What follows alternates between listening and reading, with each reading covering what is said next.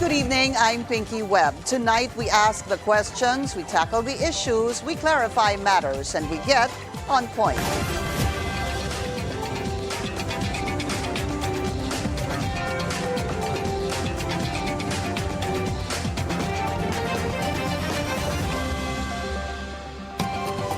Main election rivals Alyansa Para sa Bagong Pilipinas and the PDP-Laban have traded bombs as they launch their campaign for the midterm elections. No less than the two main leaders, President Bongbong Marcos and former President Rodrigo Duterte, exchanged scathing statements, one calling the other a drug addict, the other branding his rival a sellout and a killer. With about 3 months left till Election Day, will the two sides eventually quiet down? Will other senatorial candidates get a chance at the spotlight? Or has the noise drowned out their chances? Let's get on point with political analyst Ronald Llamas, who joins us via Zoom. Unfortunately, he can't be here in the studio. Ronald, thank you so much for your time.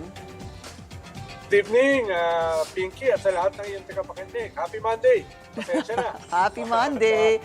At natatraffic ka ata. Ronald, I'm gonna start with this word war between the president and the former president. Did you expect this, and has this gone a little too far? Well, itong past 2 years, nakita natin yung escalation nitong open warfare na ito. Kaya hindi naman ganun ka-surprising itong huli. Pero very interesting yung start ng campaign last week. Dahil from a very hesitant, tentative, conflict-averse, passive-aggressive president, parang nagbago yung kanyang katauhan. Parang, parang attack dog, no? Na lahat ng mga kasalanan ng Duterte, sinabi niya in one speech.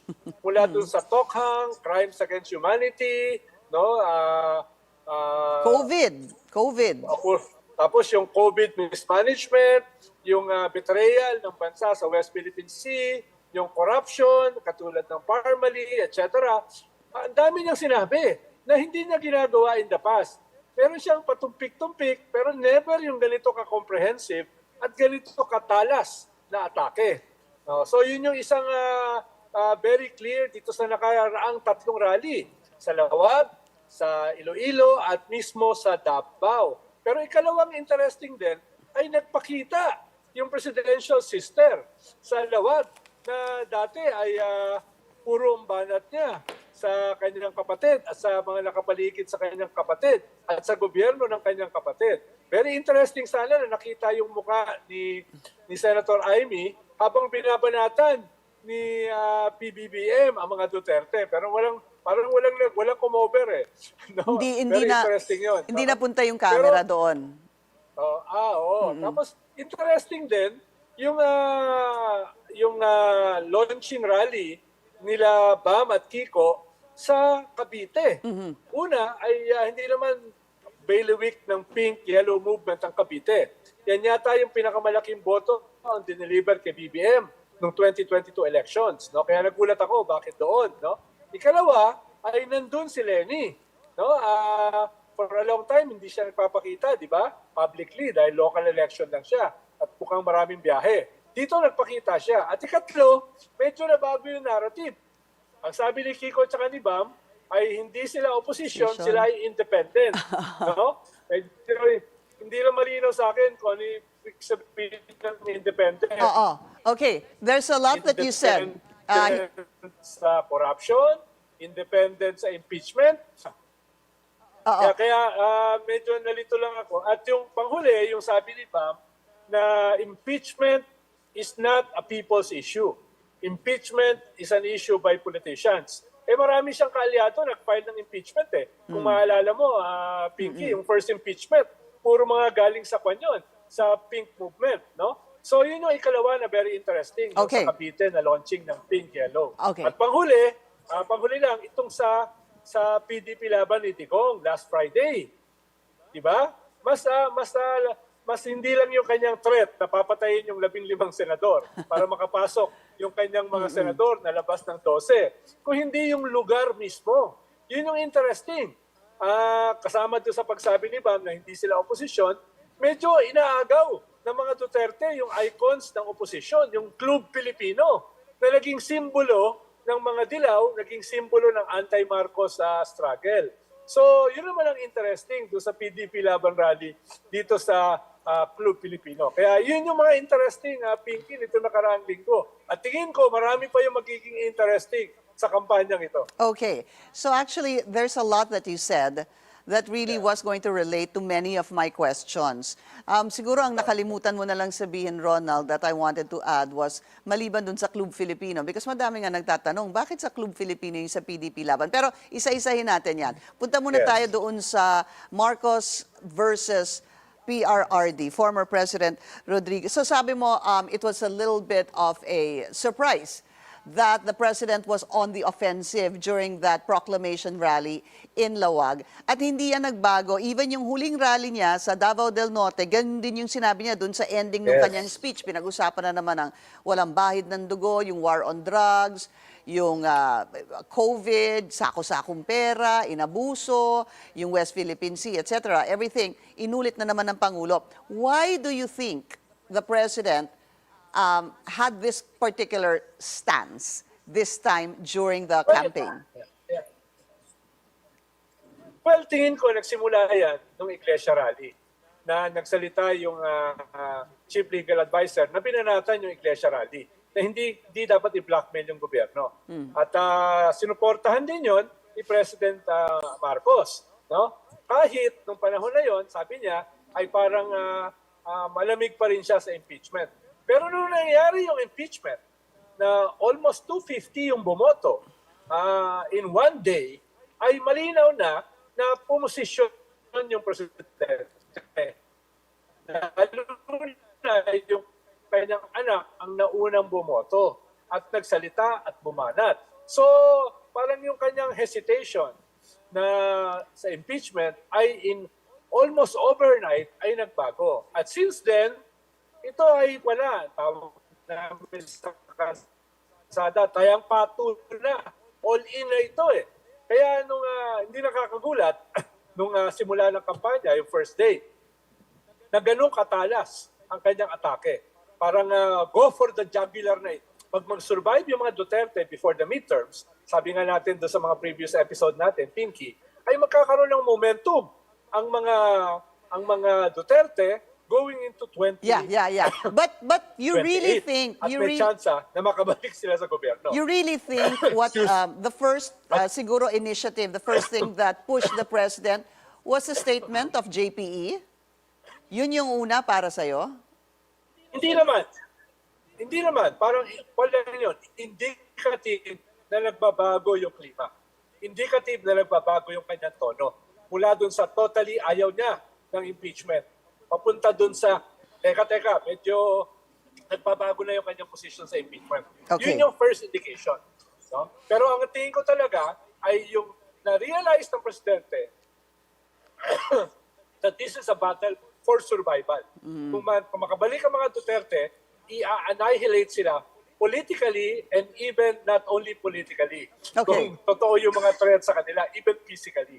Hindi ko nagising siya one morning na nakita niya, hindi na pwede yung kanyang hesitancy. Hindi na pwede yung kanyang atras sulong. He has to be more aggressive this time around. Okay, so what do you think about this though? The stand of the president being aggressive against the former administration, and then parang yung stand po ng mga kandidato niya sa alyansa ng Bagong Pilipinas who choose not to go to maybe what they call negative campaigning.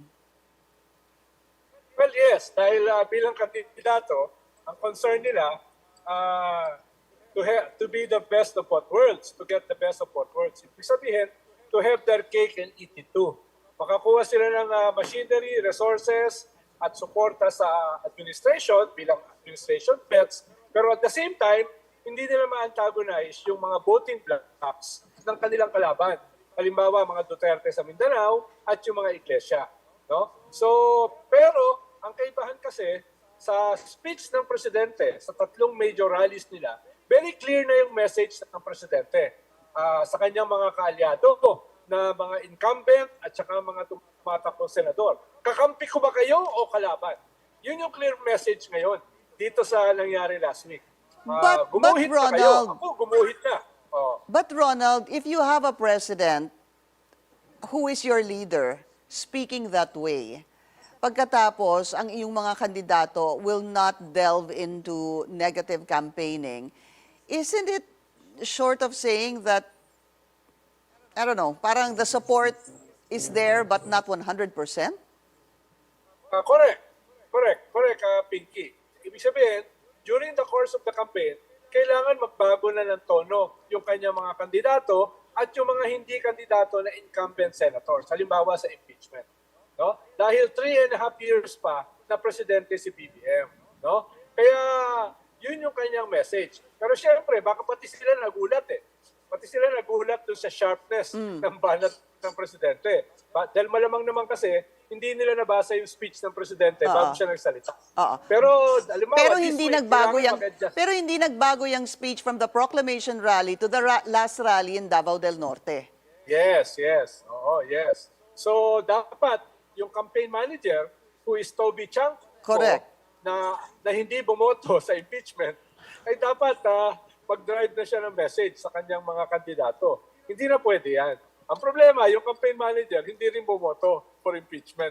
Doon ako medyo nalito. Yeah, I actually had him on the show, the day after the proclamation rally in Lawag. I had him and I asked him about why he did not sign, but that's going to take a lot of our time. We need to take a very short break. Still lots to talk about. We want to talk about the proclamation rally of PDP-Laban. We want to talk about the Kiko, Bam, Lenny, the Makabayan Bloc, even the other candidates running for senator. We'll be right back. This is On Point.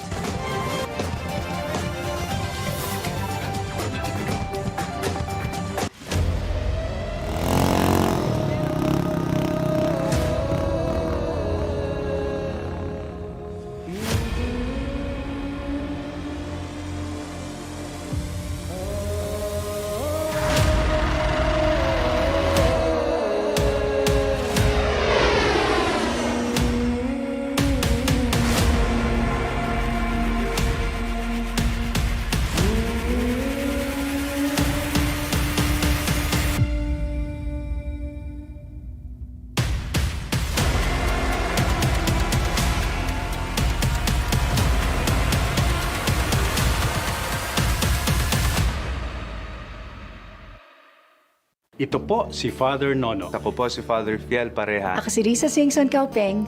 Kape at pandasal na po tayo. Ito po si Cardinal Chito Tagle.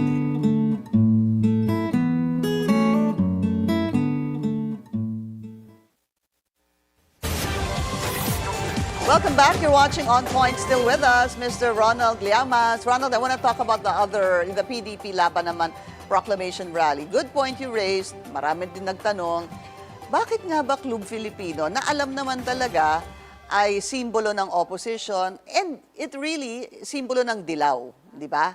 Tapos biglang ang PDP-Laban ni former President Duterte doon nag-proclamation rally. So they're really driving a point na sila ang opposition. Kaya nga siguro the Bam Kiko team don't want to call themselves rather the opposition now because it's a little confusing. So, balik tayo doon. What did you think of that proclamation rally in Club Filipino and what message did you get from all that? Well, tatlo, Pinky. Una nga, ay kino-opt nila yung simbolo ng oposisyon, ng yellow, ng pink. No? Dahil ang kanilang packaging ngayon, sila yung bago at tunay na oposisyon. Kalawa, ay ginamit nila yung simbolo laban kay BBM. Dahil yung Club Filipino has been a symbol ng anti-Marcos campaign. Di ba? Diyan unang sumumpa si Cory. Yes. After nung tawag dito, nung snap election, et cetera. No? At ikatlo, nilatag nila yung kanilang programa. No? Trabaho, presyo, at saka crime. Yung tatlo na yon, yung kanilang usual na ginagamit sa kampanya. Ni-revive nila ngayon. No? May problema sa trabaho, may problema sa presyo ng bilihin, lalo na sa pagkain, bigas, at tumataas na naman ang krimen. So yun yung ikatlo, na ni-rehash nila yung kanilang bilang an attack ngayon kay BBM. Okay. And yung mga naging salita ni dating Pangulong Rodrigo Duterte, let's listen to some of them. I think we have a few. Hindi ko lang, I'm not sure kung maririnig to ni Ronald, but let's play them. Hindi naman buang. Pero yung bisyo ng droga, long term yan. Maging si Marcos,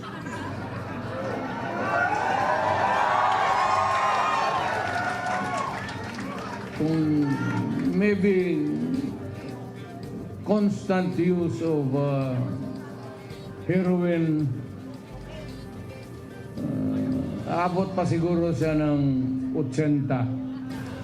Pero pagdating sa panahon na yan, hindi na siya gumagalaw. Either nakatindig lang yan sa kwarto niya o natutulog. Ronald, obviously, to the crowd that the former president was addressing this to, they found that funny. But time and time again, the former president has called the president now a drug addict. When will this, Yes. what should be done? When will this end? Ibig ko sabihin, meron ba itong dapat hangganan? I doubt it dahil parang hindi no ng mga Duterte sa limits eh. Hindi sila strong sa hangganan, no? Actually, sinimulan na niya yan noong 2021 December na tinawag niyang addict si BBM. That was the height of the campaign noon eh, no? Para for 2022. So sinimulan na niya yan diyan. Sabi niya addict, sinungaling at weak leader. December 2021. No? Okay. Ikalawa ay nitong 2023, binanggit na rin niya yan. No? Ang sabi nga niya, dapat bang sundan ng military at police yung ganyang klaseng presidente na addict? At yung pinakamatalas ay noong June 28, 2024 na lahat yata ng pwede mong ibanat sa presidente ay ginawa mo na. No? Even a hint of assassination. No? At sinundan pa ng kanyang anak na baka mangyari sa kanila yung nangyari sa mga Romanov at Mussolini na clearly minasakir. No? Kaya hindi siya nakakagulat. Kumbaga, baka mas matalas pa nga yung mga banat niya before. No? Yan talaga yung classic Duterte. Tatawag yung lamesa para magmarka. Of course, he was playing to his crowd. He was rallying his troops. No? Pero unti-unti ay i-mainstream nila uli yan. Katulad ng kampanya niya noong 2016. But even siguro just to add to that was the statement also made by the former president saying na lightly, of course, in front again of his audience that siguro dapat pumatay ng 15 senador para makapasok yung kanilang mga senador. If we have that, let's play that too. Mga senador ngayon para mabakante. Kung makapatay tayo ng mga 15 na senador, pasok na tayo lahat. Pero kawawa naman. Pero nakakainis kasi yung, hindi naman lahat. Pero, sabi nga, talking of opportunities, the only way to do it is to pasabugin na lang natin yung And of course, the latest news on that is that the PNP CIDG, headed by General Torre, filed a complaint of, this is what I know, grave threats, unlawful utterances, and inciting to sedition against former President Duterte. On his remarks supposedly regarding these, the killing, yung makapatay ng 15 para makapasok tayo, to which the former Chief Presidential Legal Counsel, Salvador Panelo, was saying this is ludicrous.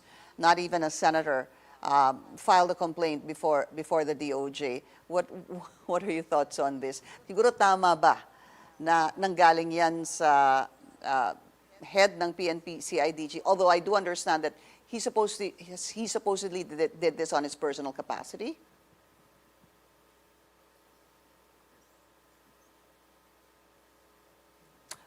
Ronald? Okay, that signal is not, we don't have a good signal right now with Ronald. We're gonna try to Yes, get him. marami Oh, there you go. You're back. Okay. Nag-freeze ka eh. statements si Digong na seditious. No? Kaya hindi rin nakakagulat yun. No? Pero, bakit? Yeah? Talaga? Ang sabi ko lang, Pinky, patayan, baka hindi ganun kalakas. Dahil walang person specific eh. No? At wala namang aggrieved party na nagsasalita na siya ay hindi makatulog, siya ay nagkaroon ng depression, siya ay inaatake sa puso dahil sa ganung klaseng threat. Oo, kaya hindi ko sure kung gaano kalakas yan. Siguro yung mga abogado mas alam yan. Pero yan yung initial na sabi nung kausap namin na dating head ng Integrated Bar of the Philippines. No? Kailangan may mga factors, no? Para yan. Pero dapat ako kasi ay nagpapanggap lang na may alam sa batas eh. Kaya dapat yung aggrieved party siguro ang magsampa. Parang siguro ganun. Yes. Kasi sabi mo nga siya yung natakot, siya yung naapektuhan ng ganitong klaseng statements, which basically is what Attorney Salvador Panelo was saying. So actually, ito yung gusto ko tanungin sa iyo eh. Kung nagkaroon ng ganong pananalita ang dating Pangulo na makapatay tayo ng 15, na nagtawanan naman yung mga tao para makapasok tayo, sabi nga ni Senator Bato de la Rosa, in effect, hindi pa ba kayo sanay? Parang ganon. Nagbibiro lang ang Pangulo, Pangulo. Pero sabi din naman ng ibang congressmen na pumirma sa impeachment, are we normalizing this? Okay lang ba sa atin palagi na ganito na lang? So, it's also something that really needs to be talked about and addressed. What do you think? Tama, Pinky. Dahil pwede mong i-consider yan na hyperbole, pwede mong i-consider na joke. Kung walang track record, kung walang tokhang, kung walang 35,000 na tao ang namatay, kung walang crimes against humanity. Pero nung first year pa lang ni Digong yung kanilang September accomplishment reports, meron ng 20,000 na patay 16,000 extrajudicially at 4,000 sa police operations. That was September 2017. Barely a year pa lang siya, ay gano'n na karami ang patay. Kaya may basihan yung grave threats. Dahil nga, merong konteksto May track record May mga kaso No? Kaya kung sa ICC yan, a statement by itself ay pwedeng ebidensya. Sa atin kasi, may mga mas konkreto. Kailangan may aggrieved party, no? Kailangan person specific, etc. Okay. No? Pero sa ICC, that's already evidence. Ito yung gusto ko malaman from you, Ronald. Kapag nung nagsalita si dating Pangulo na makapatay tayo ng 15 para makapasok tayo, sasabihin nga nila, it's a joke. They would say, obviously, biro ito. Pero pag patuloy na sinasabi ng dating Pangulo na drug addict yung sitting president, why isn't anyone filing anything about that? Well, tingin ko baka simulan na nila mag-file. No? Dahil baka nagfo-focus muna sila dun sa mga ibang kaso. Halimbawa, nagsimula sila yung kaso kay Vice President Sara, di ba? Yung grave threats. Tapos sumunod itong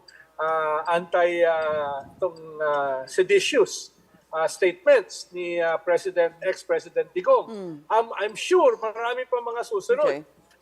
Yan kasi baka hindi pa yan, baka bailable pa yan Pero pag nagsimula na magsampa ng kaso, halimbawa plunder, no? Halimbawa sa confidential fund ni Sara dun sa pork barrel ni Baste, that is non-bailable.